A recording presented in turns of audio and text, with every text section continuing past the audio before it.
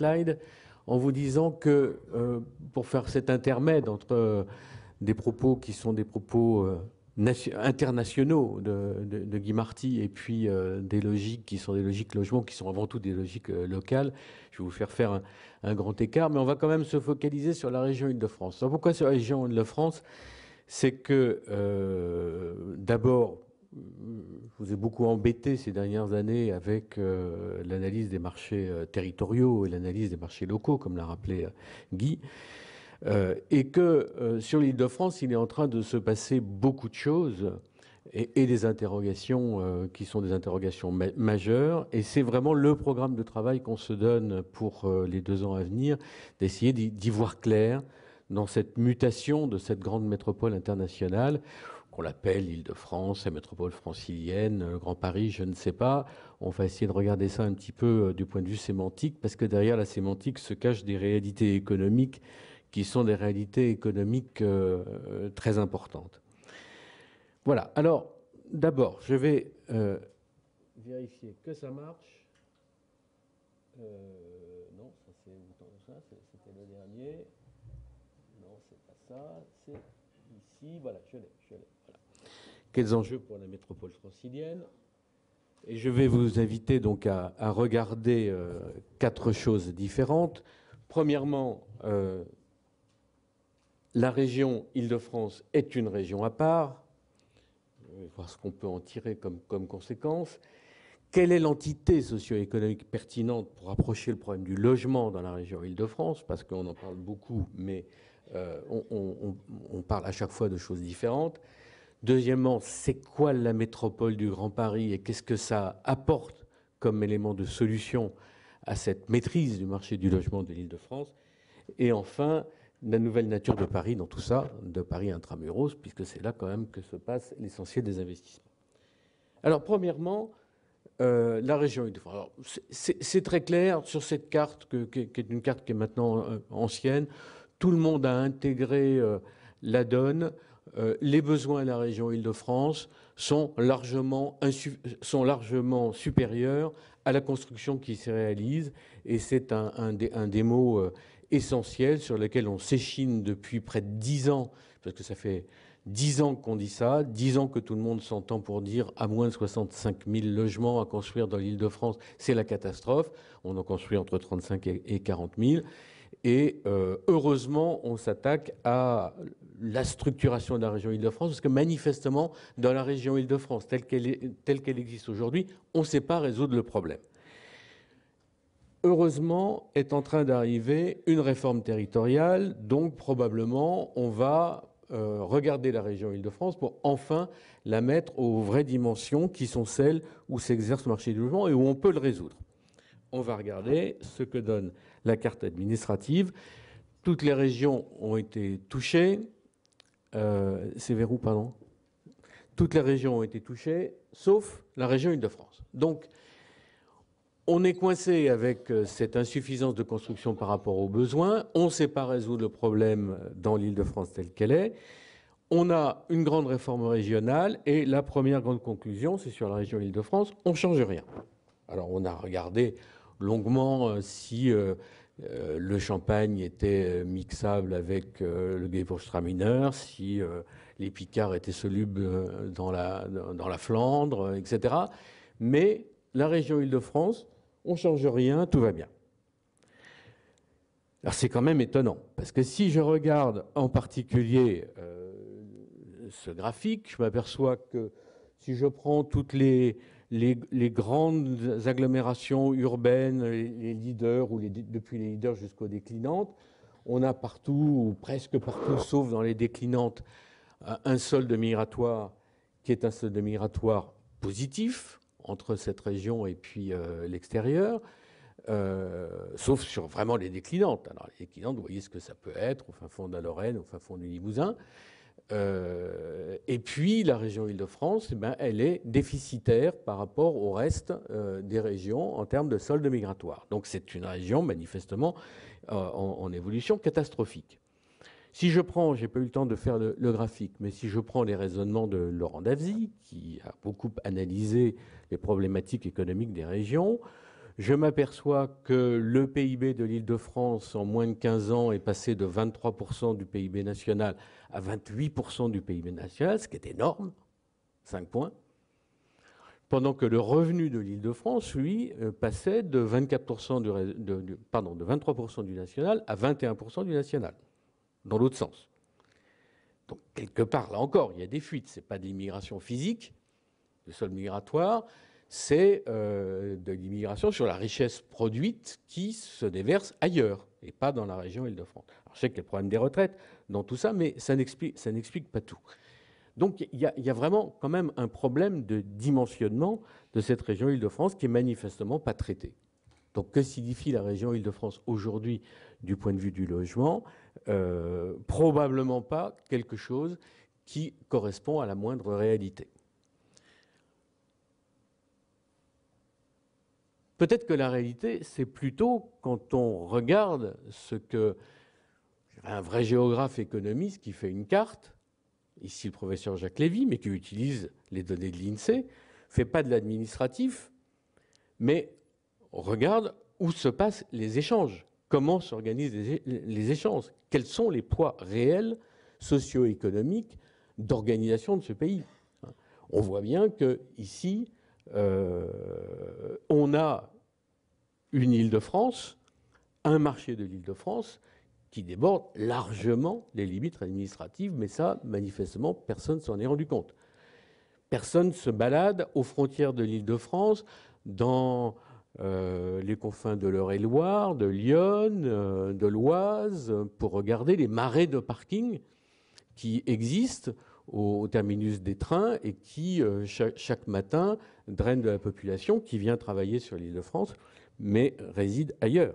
Et le marché du logement de l'Île-de-France, il est en train de se déverser sur d'autres régions que la région Île-de-France. Donc voilà, sur cette partie-là, je conclurai assez rapidement. Après, excusez-moi, je voulais quand même montrer que malgré ce problème de la région Île-de-France qui perd de la richesse, qui a une migration négative, on a un marché qui, au niveau des prix, flambe. C'est donc bien qu'à la fois, il y a peut-être des gens qui partent à côté, mais ce n'est pas parce que les gens fuient, c'est parce qu'on n'arrive pas à rentrer dans cet espace dans lequel il y a une pression qui est considérable. Et ce graphique, il est totalement contradictoire avec les analyses qu'on pourrait avoir si on ne regardait pas la carte de Jacques Lévy. Vous voyez bien que même si on met les marchés qui sont les marchés régionaux et suivant leur nature propre, et on voit bien la divergence d'ailleurs qui existe entre les marchés régionaux selon leur nature, de toute manière, ils sont encore plus en divergence par rapport à l'Île-de-France. C'est l'Île-de-France qui diverge, c'est le plus élevé et c'est celui qui croît le plus rapidement. Voilà, donc conclusion sur cette première partie, la région Île-de-France ne correspond à rien en termes de marché du logement. À quoi correspond-elle? Je vous pose la question, je n'ai pas la réponse. Mais je ne suis pas sûr que les élections régionales qui vont avoir lieu à la fin de l'année m'entraîneront sur le chemin des urnes. Si vous prenez l'aire urbaine de l'Île-de-France, une autre définition. L'aire urbaine de l'Île-de-France, l'aire urbaine francilienne, c'est l'ensemble des communes qui échangent en permanence tous les jours, c'est-à-dire que les gens qui habitent dans ces communes, tous les jours, travaillent dans une commune qui est une commune au sein de l'Île-de-France, l'aire urbaine. L'aire urbaine, elle fait actuellement 1800 communes. Il y en a 500 qui sont en dehors de l'Île-de-France. Donc le marché du logement, qui correspond à l'aire urbaine, aux échanges qui existent, a bien très largement, du point de vue physique, ça ne veut pas dire un tiers des communes sont à l'extérieur, ça ne veut pas dire un tiers de la population. Mais déjà, il y a un tiers des communes de l'aire urbaine qui fonctionnent sur le marché du logement de l'Île-de-France et qui ne sont pas dans l'Île-de-France. Donc, confirmation, c'est l'aire urbaine qui nous intéresse et c'est sur l'aire urbaine qu'il va falloir travailler pour essayer de comprendre les mouvements qui sont en cause et les enjeux qui existent au niveau des prix. Je vais continuer. est-ce qu'il y a maintenant une organisation possible au sein de cet ensemble qui corresponde à une réalité socio-économique et politique dans laquelle on puisse prendre la mesure du marché du logement et le piloter réellement. Alors, si je regarde ceci, je m'aperçois, c'est un graphique qui est étonnant si on le comparait au Grand Lyon, au Grand Marseille ou au Grand Toulouse. Dans ces grandes agglomérations de province, vous avez une aire urbaine, certes, qui est relativement plus importante que la commune-centre, mais vous avez toujours une commune-centre qui est très forte, ou une communauté urbaine qui est très forte, un noyau urbanisé qui est très fort, et puis une aire urbaine qui s'étend extérieure. Là, on voit bien que Paris n'a plus aucun rôle de moteur sur le plan quantitatif par rapport à l'ensemble, il est complètement minorisé, et que pratiquement tous les autres départements, qui au début étaient beaucoup plus petits que Paris, pour ne pas dire ceux de la Grande Couronne extrêmement plus petits, sont arrivés maintenant à une taille qui est une taille équivalente. Donc non seulement Paris n'a plus de force d'entraînement, mais chacun des départements devient quasiment aussi important que Paris. Aucun des départements a de réalité socio-économique et aucun département n'a une force qui viendrait remplacer celle de Paris. Donc, c'est des forces qui n'ont pas de réalité socio-économique et qui s'autobloquent dans un œuf qui est complètement plein, mais sans aucune organisation possible pour fonctionner et gérer le marché du logement. En gros, on peut regarder ici, c'est sur 15 ans, donc même si Paris croît, ça peut très bien basculer dans l'autre sens d'une année sur l'autre. Mais en gros, le seul département sur lequel il y a encore une capacité à croître, c'est le département de la Seine-et-Marne, dans lequel d'ailleurs il y a un taux de croissance qui est supérieur, quasiment du double à tout le reste. Enfin, pas tout à fait le double, au moins 1,5. Le problème, c'est qu'il n'y a pas de Seine-et-Marne, ni au nord, ni à l'ouest, ni au sud. Et on retrouve ce problème des débordements sur les départements d'à côté. Je continue.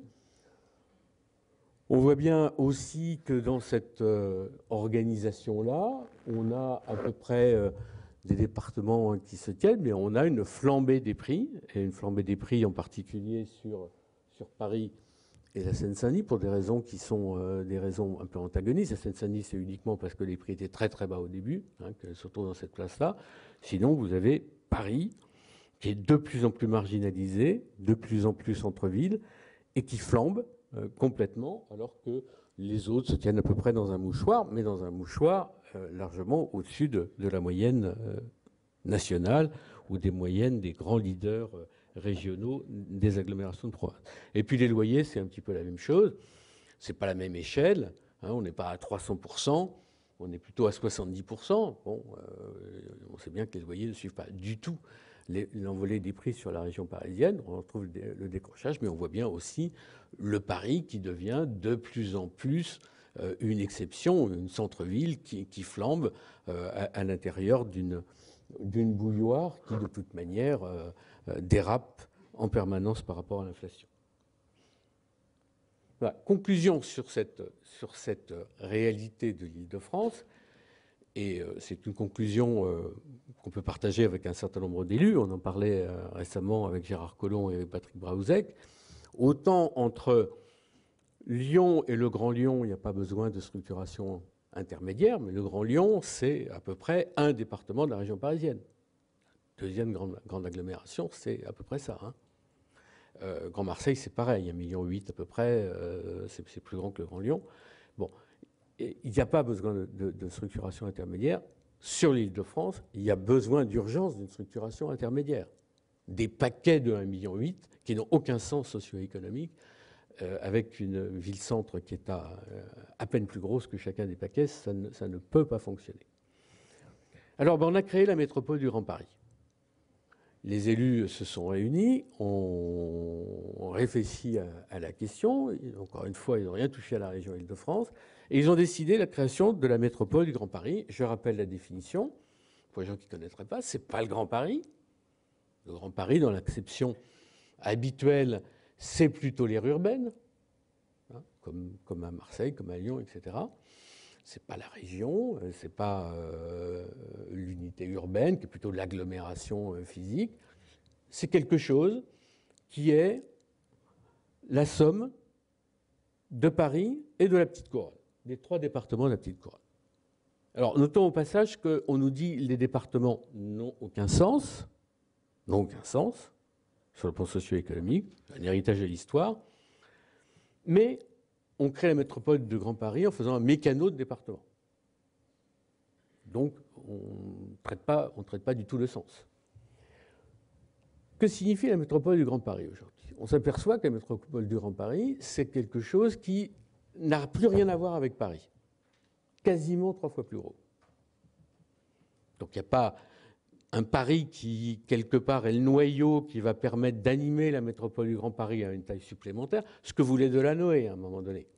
Pour avoir plus d'efficacité, intégrer des communes qui sont directement adjacentes à Paris, avec les arrivées de métro, avec, etc. Avoir un poids central qui corresponde à une réalité de ville-centre. Paris, jusqu'en 1919, a toujours changé de périmètre au cours des siècles, et généralement plutôt 2 fois par siècle. Depuis 1919, plus rien. Donc Paris n'existe plus, même à l'intérieur du métropole du Grand Paris.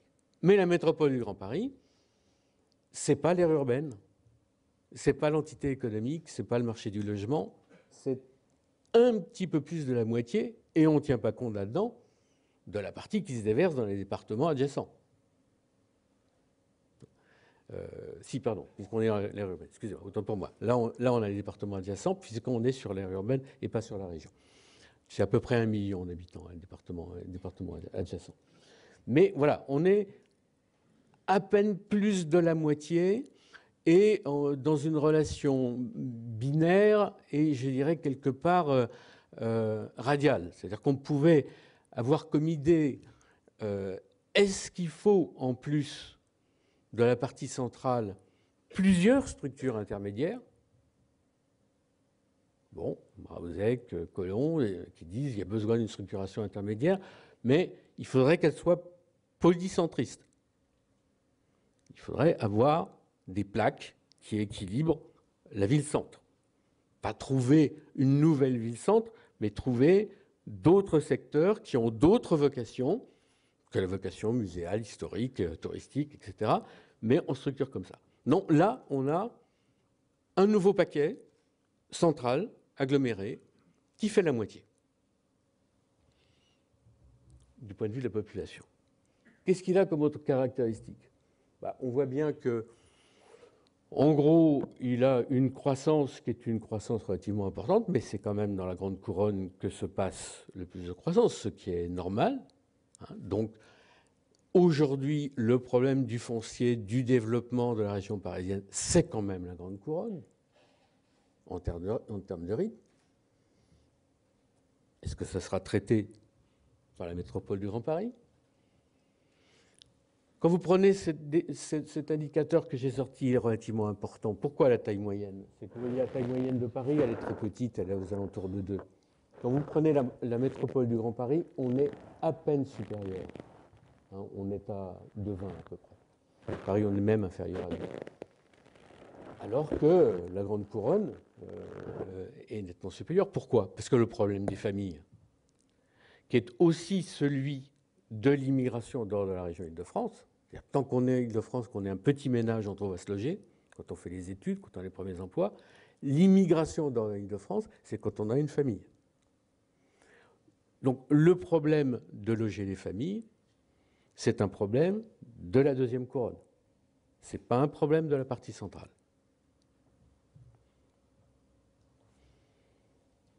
Ce graphique ne fait que confirmer, puisque vous voyez que sur la métropole du Grand Paris, on est à 54% de familles, alors que sur la Grande Couronne, on est à 70%, et que sur l'ensemble du marché, on est plutôt au-delà de 60%. Un autre indicateur, c'est sur les HLM. Vous voyez que sur le problème du logement social, le Grand Paris, par rapport aux normes de la loi SRU, il est bien. Il est bien. Il n'a pas à se faire de soucis. Donc le problème du logement social, dans le développement, il sera dans la Grande Couronne, si on veut respecter la loi SRU. La métropole du Grand Paris ne va pas se donner des objectifs d'avoir plus de logement social que ne l'exige la loi SRU. Surtout que ce qui fait les gros pourcentages, c'est les communes qui ne veulent surtout pas croître parce qu'elles en ont trop. Quant aux autres qui permettent de diminuer la moyenne, elles n'en veulent surtout pas, sauf si c'est obligé. Donc, le problème du logement social, ça sera la deuxième couronne, donc pas traité par la métropole du Grand Paris. Enfin, quand vous regardez les mises en chantier, vous apercevez que, alors qu'il y a 10 ans, on était encore à peu près à 50-50 dans ce qui se passait dans la deuxième couronne et ce qui se passe dans la métropole du Grand Paris. Aujourd'hui, on est plutôt à 60% dans la deuxième couronne et à 40% dans la métropole du Grand Paris. Et depuis, bon, les graphiques n'ont pas été actualisés, mais ça ne fait que renforcer cette position-là. Donc, le gros de la construction, le gros de la solution au problème foncier pour pouvoir construire, il est dans ce secteur-là. Sauf à ce qu'on se dise que la métropole du Grand Paris va résoudre d'un seul coup le problème du foncier qu'on n'arrive pas à résoudre dans le milieu urbanisé depuis 15 ans, avec tous les recours, la difficulté de faire muter les terrains, etc. Je veux dire, les espaces de croissance ont toujours existé pour faire se développer les villes. Et il est à côté. Voilà, donc, conclusion sur cette partie, ou en tout cas ça mérite de regarder, il y a quand même quelques contradictions, quelques difficultés à dire cette métropole du Grand Paris, elle est un moteur qui est un moteur pertinent pour répondre directement aux enjeux qui sont les enjeux de la politique du logement. Et Paris dans tout ça. Paris, c'est quand même le lieu où on investit, donc regardez quand même avec attention, ben, c'est très bien Paris, c'est formidable. Ça se marginalise de plus en plus. En termes de ménage, c'était à 35% il y a en 68, ça remonte un petit peu. Aujourd'hui, c'est à 23%. Si vous prenez en population, c'est 18% alors que c'était 25%. Il n'y a pas d'équivalent dans les grandes métropoles régionales. Je ne parle pas de l'international, hein, mais régionales, d'une part si petite de la ville-centre, de la ville-symbole, de la ville-référence, par rapport à son aire urbaine. Ça, c'est le pourcentage qui correspond au quartier du Capitole à Toulouse, au quartier d'hypercentre dans les grandes métropoles urbaines. C'est plus une commune, c'est un hypercentre. Si on regarde d'ailleurs ce qui s'y passe, il s'y passe des choses tout à fait étranges qui ne correspondent pas au fonctionnement d'une ville. J'ai pris cet indicateur parce que c'est pour moi le plus intéressant. Qu'est-ce qui caractérise aujourd'hui la ville de Paris, vous n'avez pas vu jusqu'à maintenant, c'est la croissance des résidences secondaires. Vous voyez que dans le palmarès, vous avez Alpes-Maritimes, Hérault, Var, Pyrénées-Atlantiques, Pyrénées-Orientales et Paris. C'est des mécaniques qui ne sont pas des mécaniques de ville. C'est des mécaniques de touristification, c'est des mécaniques de places de loisirs, c'est des mécaniques de places hôtelières, etc. Ce n'est pas des mécaniques de ville.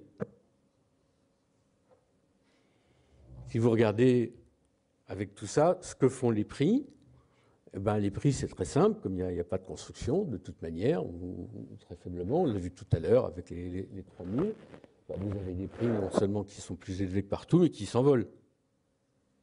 Non seulement ils sont les plus élevés, mais ils croissent plus vite que le reste, plus vite que leur propre marché, et plus vite, bien sûr, que la deuxième couronne. Et vous voyez, c'est un peu la même chose. Je passe. Voilà. Ça, c'était pour l'analyse. Alors, je voudrais en arriver finalement aux conclusions, pour rester dans les temps qui me sont donnés, sur ce petit parcours. Si on veut traiter du problème du logement dans la grande métropole francilienne, il faut pouvoir être présent sur une aire qui englobe le marché. Ça n'est pas le cas de l'Île-de-France. Et sur l'Île-de-France, on observe quoi? L'effet lessiveuse, c'est-à-dire que ça déborde. Le volume, vous savez, c'est la loi de Mariotte, hein, le volume est constant, la pression augmente, ben, c'est la température, elle augmente aussi pour rétablir l'équilibre. Et donc non seulement ça déborde, mais ça monte, et ça monte plus qu'ailleurs.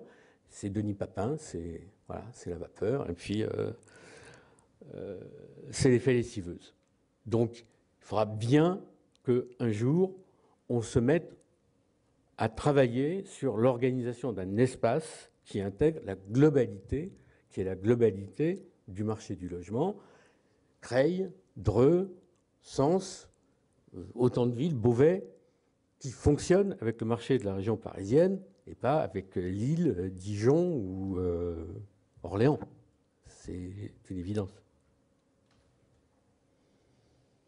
L'organisation interne, on l'a vu, de toute manière, dans la situation actuelle, il n'y a aucune capacité, avec cette dispersion, cette œuvre qui est remplie de toutes parts, avec des découpages qui sont égaux les uns avec les autres, et avec un Paris qui ne domine rien, qui est même pas qui est à peine plus important que chacun des départements pris isolément, il n'y a aucune capacité à prendre en main ce problème.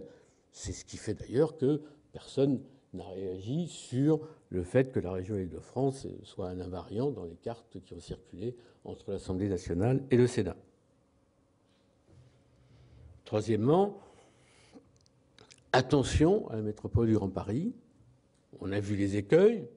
Je pense que la métropole du Grand Paris, c'est un plus parce que c'est un mouvement, parce que les gens sont en train de réagir et dire il faut faire des contre-propositions. Sinon, c'est le retour de la banlieue. C'est un dedans et un dehors. S'il y a quelque chose qui compte, la métropole du Grand Paris, la moitié du marché, et le reste ne compte pas. C'est la fin du 19e siècle. Qu'est-ce qu'on fait? Quelques banlieues résidentielles, et les autres, c'est la logistique. C'est-à-dire qu'on décide qu'on est très bien chez soi, qu'on ne veut pas les cimetières, qu'on ne veut pas les halles, qu'on ne veut pas les abattoirs, qu'on ne veut pas tout ça. On gère bien son centre et on recrée une banlieue, soit repoussoir, soit villégiature. Mais on ne traite pas du problème global économique et du problème du logement. C'est un écueil. Je suis plus optimiste que ça. Je pense que c'est un pavé dans la mare et que ce pavé dans la mare, aujourd'hui, fait fleurir des tas de propositions, de contre-propositions d'organisation de la région Île-de-France, et c'est une bonne chose. Et enfin, Paris, on peut investir sans problème, hein. C'est un effet cocotte-minute. Vous faites rien, vous faites, allez, je vais presque dire des mauvais logements, les prix monteront. Quand vous avez quelque chose qui croît, qui passe à 12 millions quand elle était à 5 il n'y a encore pas très longtemps, qu'on est toujours à 2 millions dans la partie centrale, avec un périphérique qui en fait les limites depuis 1919 et un Vélome qui ne change pas, et qu'on refuse la tour de triangle, les prix ne peuvent pas monter. Donc investissez dans Paris, vous n'avez aucun risque d'avoir des retours négatifs à moyen et à long terme. Je vous remercie.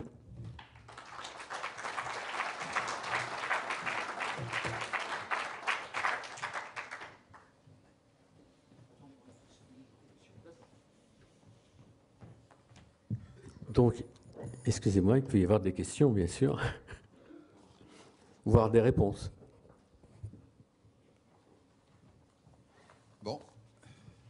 Donc, pas de questions. Très bien, oui. Malgré ce que vous dites, monsieur, vous avez fait preuve de pessimisme, je crois. J'aimerais bien connaître votre vision. Donc, quelles seraient les propositions pour un Paris positif?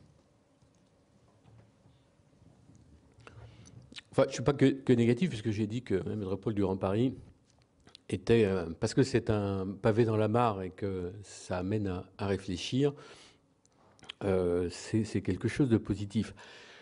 Bon, moi, le sujet, je ne suis pas un inconditionnel des régions. Qu'il n'y ait pas de région Île-de-France, bon, on peut parfaitement dire Paris, c'est quelque chose de particulier. Il n'y a pas besoin de région Île-de-France comme il y a besoin d'une région Grand Sud-Ouest ou Grand Ouest, etc. Donc on arrête cette fiction, ce n'est pas un problème. Donc éliminons cette idée de région Île-de-France, supprimons-la carrément et disons qu'il y a un Grand Paris. Et ce Grand Paris doit être traité en tant que tel. Et s'il doit être traité, il doit être traité à la dimension qui est sa dimension. Et mettons en place une structure du Grand Paris.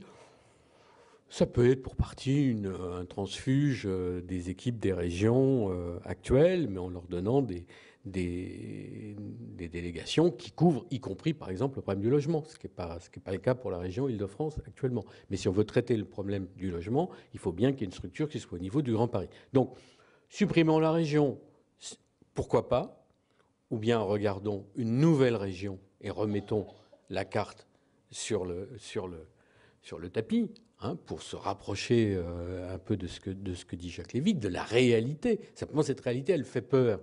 On est encore dans Paris et le désert français, hein, Jean-François Gravier, et quand on montre les cartes de Jacques Lévy, qui sont la réalité économique, il en a fait des dizaines comme ça, hein, sur le PIB, sur les actifs, sur plein de choses. Bon, donc, soit on remet en place une discussion sur les régions, et c'est une autre région qu'on invente, mais ce n'est pas essentiel pour notre problème, qui est le problème de l'immobilier et du logement. Soit on dit c'est un faux problème, on s'en fout, mais on a un Grand Paris. Le Grand Paris, c'est l'aire urbaine. Et on définit une aire urbaine qui correspond à une réalité qui est une réalité d'aire urbaine et de marché. Bon. Après, à l'intérieur, moi, à l'intérieur de cette aire-là, il y a débat. Et il y a débat entre les tenants d'un moteur puissant, j'ai cité Delanoë tout à l'heure, hein, d'un moteur puissant qui est un moteur de la ville-centre à l'intérieur du dispositif, et puis une organisation secondaire autour. Et puis il y a des partisans du polycentrisme du type Patrick Braouzek ou des gens comme ça, qui est une grande métropole, ça s'organise avec des plaques fonctionnelles. La plaque de Roissy, parce que c'est le grand hub international, la plaque de Saclay, parce que c'est là qu'on a regroupé la Silicon Valley à la française. La plus grande concentration de chercheurs au monde, hein. Elle est là. Elle est là, elle est nulle part ailleurs au monde. Bon, donc on a cette organisation. Je ne trancherai pas là-dessus. Il ne faut pas que ce soit tranché avec des visions politiciennes, mais on peut hésiter. Il y a eu une tentation des grandes plaques. Rappelez-vous, Paul Delouvrier, il y a Paris, mais pour équilibrer, on fait des villes nouvelles. Donc, on ne s'étend pas en nappe, on crée des pôles. Alors, c'était des pôles administratifs, mais ça peut être autre chose. Ça peut être des pôles, comme je l'ai dit, de logistique, de savoir, d'université, etc. Il y a ce débat entre cette logique-là et puis une logique d'une structure qui est une structure, je dirais, plus grande que le Paris actuel et qui ne soit pas la globalité de la région. Si vous me demandez mon avis à moi, je pense que ça doit être plus près du Paris actuel. C'est-à-dire que si on a un moteur central, ce moteur central, il doit s'appuyer sur Paris, mais dans un Paris qui a une autre dimension, mais qui n'est pas la moitié de la région. Ça n'a pas de sens, qui est 3 fois supérieur au Paris actuel. Il y a une reconfiguration à faire, tout simplement parce que Paris est bloqué, encore une fois, depuis un siècle dans son volume, globalement, et que c'est ça qui doit changer. Voilà. Pas d'autre chose à dire là-dessus. Y compris, il y a des communes très très respectables qui sont devenues en 1919 des arrondissements de Paris. Et je dirais que tout le monde les a oubliés ou presque. Ça fait partie de la nature des choses. Eh bien voilà. Donc nos responsables devraient plus souvent demander son avis à Gilbert. Merci.